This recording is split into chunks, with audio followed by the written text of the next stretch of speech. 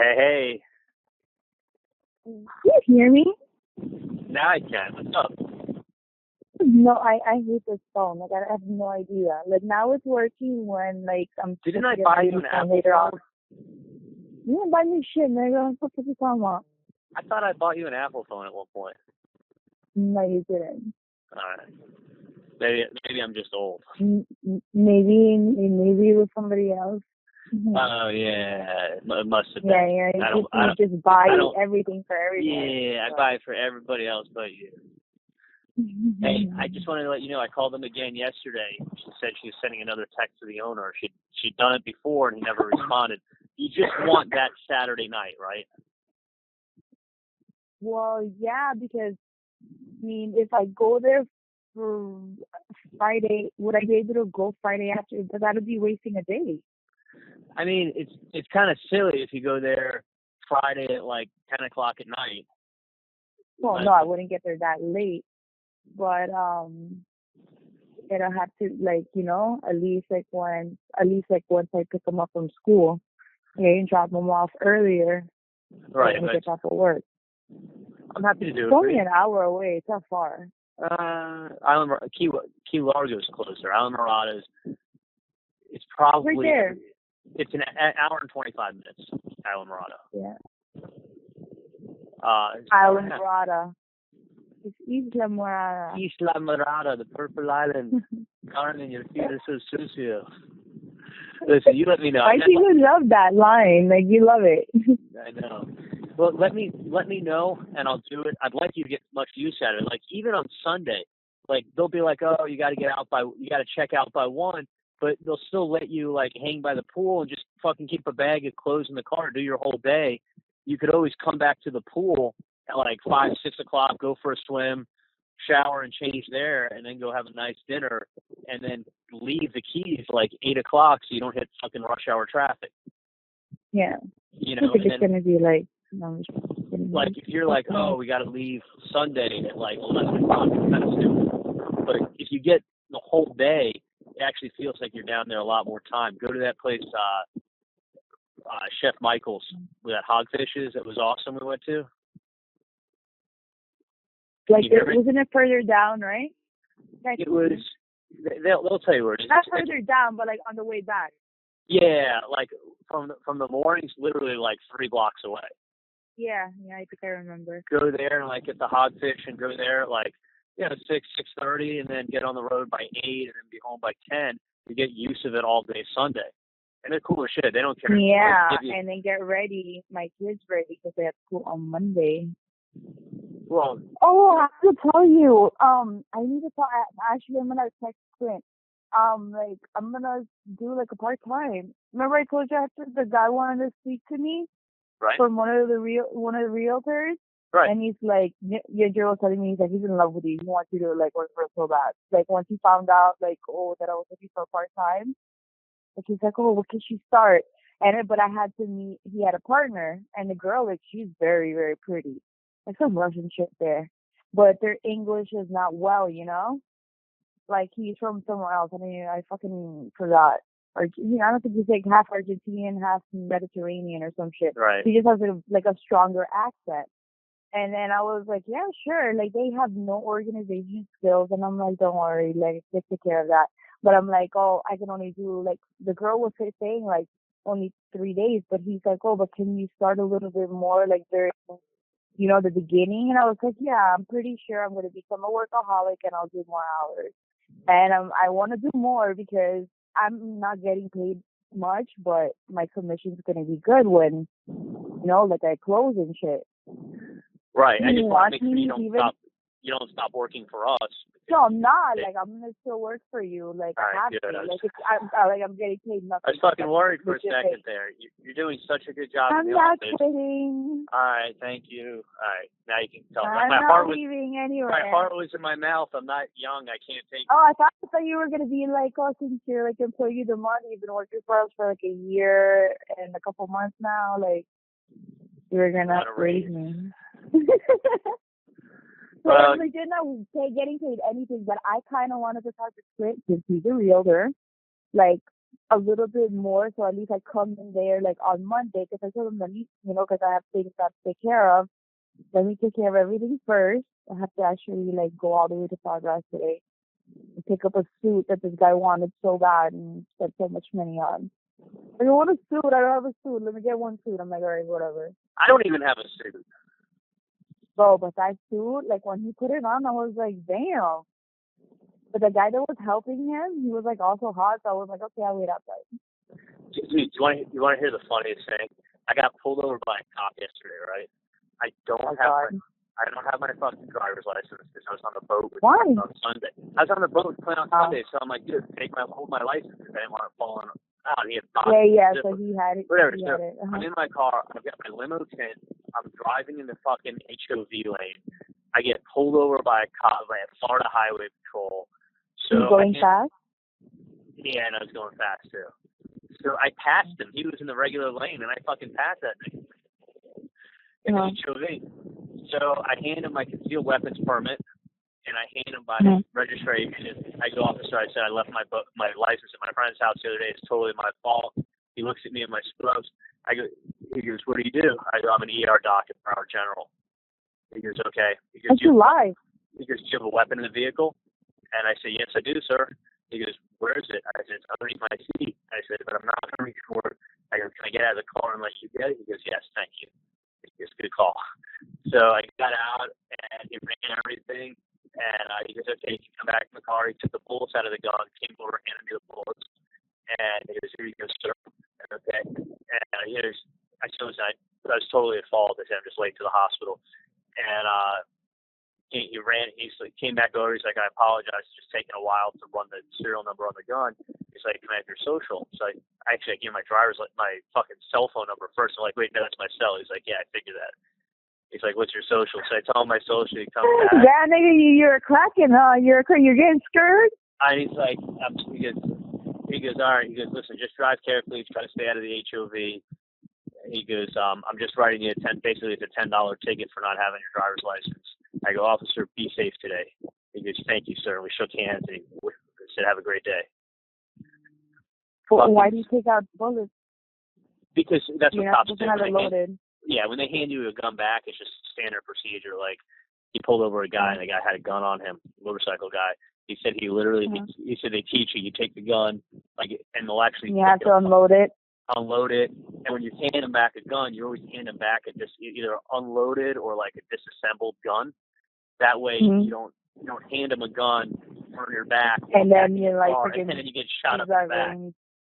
Yeah, so that's true. I mean, it makes sense. So Scott said one time he took a guy's semi-automatic pistol, he took it apart in like 10 pieces and handed it back to him. And the guy's like, "What the fuck? You took the whole thing apart." He goes, "Well, you can have someone put it back together." You don't hand someone a fucking gun and turn your back on a stranger. Yeah, of course. So he took all the bullets out, and then I'm like, "Oh, sir, my weapon." He goes, "Oh my God." He's like, "I would have been driving around all day trying to find you." I mean, it's okay. Don't worry about it. He apologized and handed me my gun back. Fucking $9 top and $10 bottoms. Scrubs. Tell me that's not hello. Awesome. He didn't ask me for ID or nothing. Like, no, but it makes no sense. Like, how can you write me your name, and like he looked you up, and you're a fucking test instead of like. They'd never be able to find it. No, they have no idea. He didn't even ask me for ID. Like, you have ID from Broward General, nothing. So I'm just saying, like, if you have a friend get pulled over and they like to wear scrubs, you could just be like, I'm a ER doc. Yeah, no, that's the last thing I need to do is lie to the cop. Hey. Fine. I actually tell the truth and I get away with shit. I told, it's funny, I told my friend who's a criminal defense attorney, because I was talking to him like 2 minutes later on the phone, and he said, and he like quoted the statute to me. He's like, that's an arrestable offense. It's a misdemeanor. He said, they can arrest you and take you in. He said, any police investigation where they're gathering, I go, Mike, it was traffic stop. Because it doesn't matter. Any false doesn't matter. You're stupid. You can't give a false. Yeah. You can't give anything. Come on, you should know that. You see, this is the stuff that like some people don't know. But I look so good in my scrubs. But I look so good in my scrubs, and he knew it too. Yeah, but I have a blood in the car and a blood in the compartment, and this was like a couple of years back. And somebody has a record. I know. They look at me, and he got away because they look at me. They're like, yeah, she's in her scrubs because I was working in Mount Sinai. And I was like, I don't know what weed smells like a complete idiot. Like, yeah, but I don't know what fucking cannabis is. And I remember you telling me the story, and they tore it up and they put it in the throw store. It in yeah. I'm like, he's like, man, if that was me, I would have been locked up. Yeah, like I'm not gonna exactly. Listen, but like to me, I know like it's better for me to say the truth. No, I know. But this is what I was going to tell you. I was thinking about this. Anytime you want to borrow the boat, you're more than welcome to just fucking take the boat. I know, but your boat is over there, and then it's like registered to. Is it under your dad's name or yours? It's under my dad's name, but I mean, just don't get any speeding tickets in it, whatever. I mean, I saw, but I don't want to. You're the one who goes out every fucking weekend. How am I going to borrow it if you're out every weekend? You tell me anytime you want. And the other thing, this is what I was thinking too. If you want, if it would make you feel more comfortable, I could just do the boat title this year and transfer the title to your name. I trust you. Like if it's, I know what you're saying about the concerns. If you want, I can fucking put it in your name. I don't care. Oh, it could be under my name, and then you're borrowing it from me? Yeah, I mean, if the insurance is cheaper to put it under your name, I'll just fucking put the boat under your name, and the boat will be legally titled and registered under your name. So that way, I like that. Yeah, so that way, like. Yeah, and that way, if I get pulled over, like it's registered under me. Exactly. That way. Another name. That way, if they put any shit like tickets against the vehicle or whatever, it's all on your ass. So, yeah, but don't get me in trouble now. Don't get no ticket speeding. Gotta be responsible. I mean, fuck you over like that. But let me know. If you want, I will put the title of the boat under your name. That way, I don't have to worry about insurance. Is it working good? Yeah, it works good on it? Yeah, it's only got 520 hours on a 4-stroke. Those 4-strokes are good. So what do you have? What do you have in the back? It's a 115 Yamaha 4-stroke. Do you have 2 or 1? It's a single. It's a single. Oh. I mean, if you want to go offshore. What's that? Isn't that bad? Aren't you like, fuck, if something happens? Like, what if, like, how, like, that malfunctions? You don't have a backup one? Nope. Isn't it better to have 2 motors on it? Of course, yeah. But if you're also talking a lot more money, it's a small boat. It's an 18-foot boat. I mean, you don't put 2 motors on an 18-foot. You got to have at least like a 23, 24 to put a fucking second motor on it. And it's only a 150? 115. 115? That's just the lowest part. 115 horsepower, not on an 18-footer. It'll do 43. Okay. I mean, it does 43. It's a flats bay boat. So if you were to go fishing in like. I know, you almost killed me once upon a time in the fucking darkness with no gun, no nothing. Who would have died? Dude, tell me that wasn't scary. When we were driving back through. No, I was scared because I was like, this guy is not prepared. In my head, I was like, shit, my life. Well, if you got stranded back there, you're up. It's called Shit's Creek. But hey, you want to hear the other thing that I think I may be doing? And if I do this, I don't have to get insurance for it. And if I do, I'll let you borrow it anytime. Which you and your friend may have a fucking field day with. There's a guy selling, those high-speed go-karts that I fucking love? They'll do about, they're go-karts, they'll do about like 100. Yeah, I know. He's telling me, can we go to the K1 speed? And I'm like, I was thinking about the other one that you told me before, because I'm scared. I can't go that fast. Nah, the other one. He loves that shit. Okay, there's the one that I'm gonna buy brand new is $10,000. God, why? And there's the guy selling his because it's a fucking race vehicle, dude. It'll do 115 miles an hour. No, but you have to have it in the track. Like you can't be just fucking in the street with that shit. Yeah, well, you go up to the track and race it. It'll cost. It's a $50 track fee. I'm gonna give it. You can borrow it anytime you want. But so expensive. I'm gonna. You are just. Oh, you're going through midlife crisis as well. Like what's going on? Listen, I'm gonna get this for $3,200. Okay, brand new. Oh, okay. I thought you said 10 for 10. Well, that's what the guy paid $10,000 for it. He only has 5 hours on the motor. He used it for 5 fucking hours. He's like a horse guy up in West Palm. He doesn't care about money. It's So it's got 5 fucking hours on it. I'm going to buy it for $3,200. He paid $9,500 for it last year. So for $3,200, I'm going to buy it, and I'm either going to keep it at my house or I may keep it up at the racetrack. If I keep it up at the racetrack, all you have to do is drive up there, and I'll call up and say you got permission to race, and then you can take my race car out up there, and it's $50 for the track fee. You go fucking racing all day on it, and you can race people. It's fucking bad. On the track, you'll probably get it up to about 75. To give you an idea, it's fast. It's fucking fast.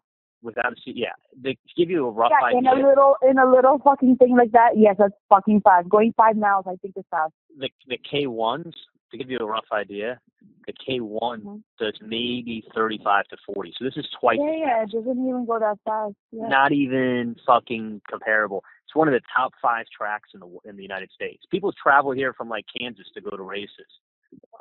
Really? Anyway, yeah. I mean, it's like they've met. I was there one day, and Tony Kanaan, I don't know if you know, he won the Indy 500. He was up there competing and racing on these cars. Like, oh, wow. Julio Castro, car driver. You know who goes up there all the time to race his kart on this go-kart track is Julio Castroneves. He's from Miami. He's that big Formula One driver. Mario Andretti's been up there. I mean, these guys race up there all the time. No, I just had this conversation, like, I think like a couple of days ago. And I was like, because we were watching like some racing, like we were flipping through the channels. And I was like, Dan, you know what? Why weren't you a race car driver? He's like, because my dad was a piece of shit. He got me all the brochures and everything when I was like, and he's like, since I was 6 or 7, I knew I wanted to be a race car driver. So listen, and he was gonna take them to the thing, to like the Daytona, like some school there where they teach you everything. Yeah, I know. Anything that racing. But listen, and he's like, this track is 1 mile long, and it's one of the top 5 in the United States. I'm going to fucking definitely buy it, and then whether I keep it there or at the house, I keep it at the house and just grab it from there. If I keep it at the track, you can go up there and just take it anytime you want. How the hell are you supposed to keep it in your house and then drag it over there? I'm going to get like a little trailer for it, but you could tow it behind the Lexus easily. Listen, I'm 20 minutes late. I'm in the parking lot. Let me call you later, but I'm definitely going to get it. You can borrow it anytime. No, sure. I don't like borrowing people's stuff. That's your stuff. I don't give a fuck. I'll call you later. Okay. Bye.